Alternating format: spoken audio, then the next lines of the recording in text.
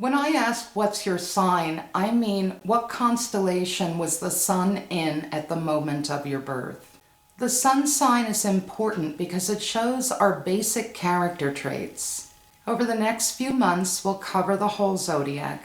But for now, let's talk about the sun in the sign of Taurus. Taurus is a Venus-ruled sign like Libra. They share a love of beauty, pleasure, and the softer side of life. But while Libra is a thinker, Taurus is pragmatic. Examine the bull, and you see the Taurus in your life. Is this creature agile? It moves slowly, and when mad, stomps the earth and flares its nostrils. Watch Taurus when confronted, and you see this. They'll stomp a foot, and even drop their chin as if intimidating you with their horns. You'll also see them flare those same nostrils to a lovely scent. Nobody enjoys earthly delights like Taurus. They're the ones to save that sliver of cake until they're in their pajamas, propped up on the pillows, watching their movie. And why not put it on a pretty plate? This matters to Taurus. The more senses involved, the better. A full sensory experience makes them feel peaceful. A healthy Taurus arranges as much peace and calm as possible. There is a practical reason for calm. They've got to make it easier on themselves because Taurus is the least flexible sign of the zodiac, which means it has the fewest options when it comes to responding to changing circumstances. They almost always choose the most predictable path. Taurus is the quintessential creature of habit, known for rising at the same time each day, taking the same moderate stroll along the same path, and sitting at the same table in their normal restaurant. It makes sense that Taurus is very comfortable being in body. They like flesh, and they have a deep connection to objects around them. One of the reasons Taurus likes things is because they don't disrupt or leave. Objects remain the same from day to day, and they love constancy. Since poverty equals unpredictability and it's a chronic stressor, it's no surprise that Taurus likes material wealth. Of course, they prefer portable wealth. They'd rather own an apartment building than a 401k. Stock markets are always in flux, but they can drive by the building. They can see it with their own eyes, run their hands along the brick. And those hands are usually nice, soft, sensitive. We're back to the body and to one of Taurus's deficits. As a child of Venus, they can fall into vanity. They can be influenced greatly by how someone or something looks. The level of vanity depends upon the depth of the person, but they seem to have a view of the body as a possession. The only thing we're guaranteed to have from the day we're born to the day we die.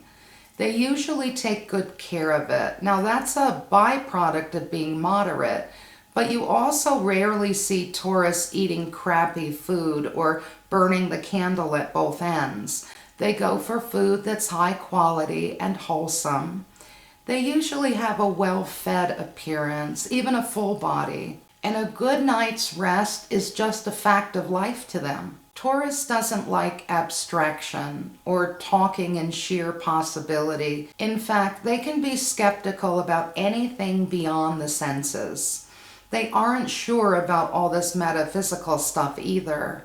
Deep down, they don't quite buy it. They offer a great deal of pragmatism, but they also miss a lot in the way of nuance and subtlety. All the shades of gray in life appear black and white to the bull. This can be said of every earth sign, but Taurus takes simplicity to an art form. This tendency gets them the reputation of being a stick in the mud, and sometimes they do suffer from the need to clamp down on spirit and inspiration. You don't see enthusiasm very often in them. just pleasant contentment and satisfaction. Taurus is threatened by energy that gets too big because they can't trust what's going to happen in all that excitement. You shouldn't go to Taurus if you want to talk about dream symbolism or a potential that you want to explore. Ungrounded and uncertain ideas aren't very appealing to Taurus. There is a doubtlessness to the senses and the objects around them, however. One of the side effects of all that reality is that they can become cynical. Taurus is happy when they have provided for their basic needs and have a cup of good tea at hand and the chair they're sitting in is velvety and they feel attractive and the waiter has just lifted the dome off a platter of steamed crabs. Then you see a glint in their eye and that Venusian smile. Somehow Taurus is reminded in that moment of all the pleasant experiences it ever had. In love, you can't be there halfway with Taurus or act hard to get or have a long distance relationship. They need you in the here and now. In fact, they like the idea of always. It's so simple. Taurus gives gifts when they appreciate you, so take that as affection and give them affection. They think that's an integral part of relationships. Whatever you do, don't cut them off. You must also be literal with them, otherwise the message won't come across. They don't do hints either, so say it plainly. Now, it can take a lot to make Taurus angry, but when that happens, look out, because the force of nature flows through them. Remember, they're uncomplicated.